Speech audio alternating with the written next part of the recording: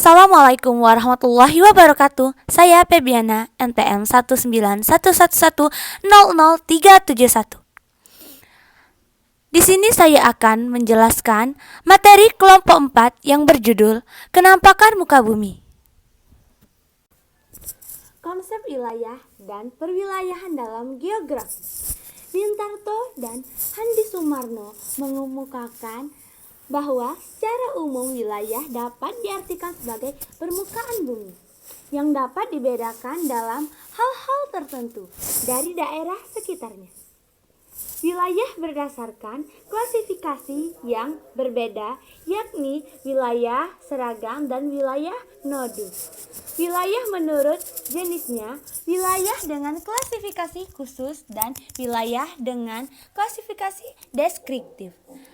Wilayah dapat diartikan sebagai permukaan bumi yang memiliki batas-batas dan ciri-ciri tersendiri.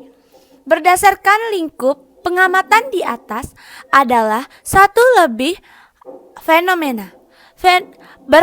Perwilayahan adalah suatu metode yang menerapkan konsep wilayah pada skala luas untuk mengklasifikasikan bentang bumi.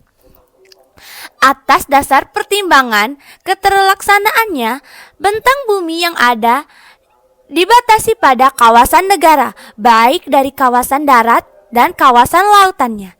Jadi, secara umum, bentang bumi terdiri atas bentang darat dan bentang laut.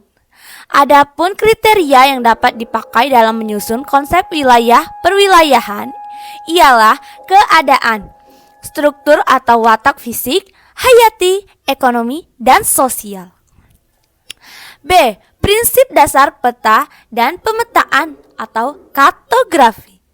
Ilmu geografi memiliki alat ukur keruangan seperti jarak antara dua tempat baik dalam satuan panjang atau nilai ekonomi, dan satuan luas dalam bilangan datar, baik berdiri sendiri maupun dalam satuan luas atau kepadatan, atau dalam satuan yaitu rasio.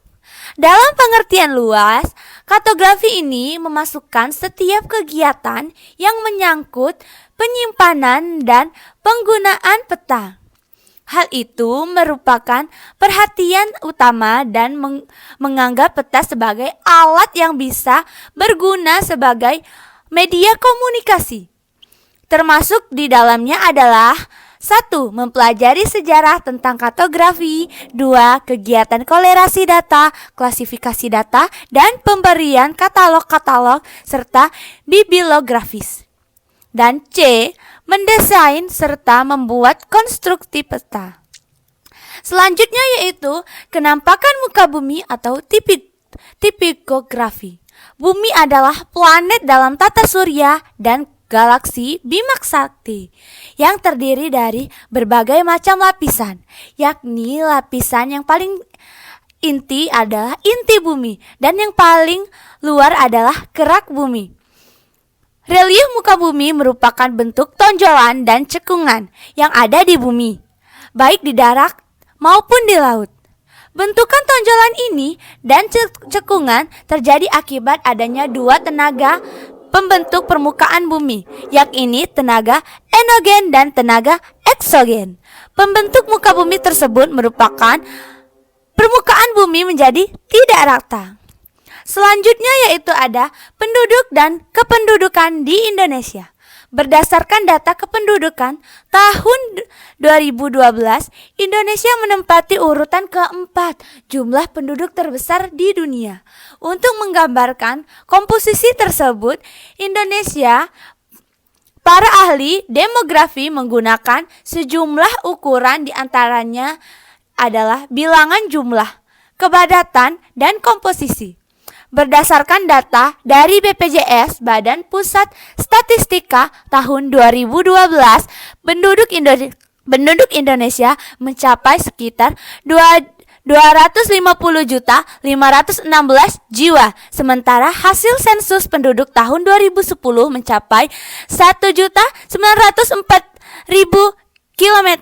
Angka kepadatan penduduk dapat dihitung dengan cara membagi jumlah penduduk dengan jumlah luas wilayah.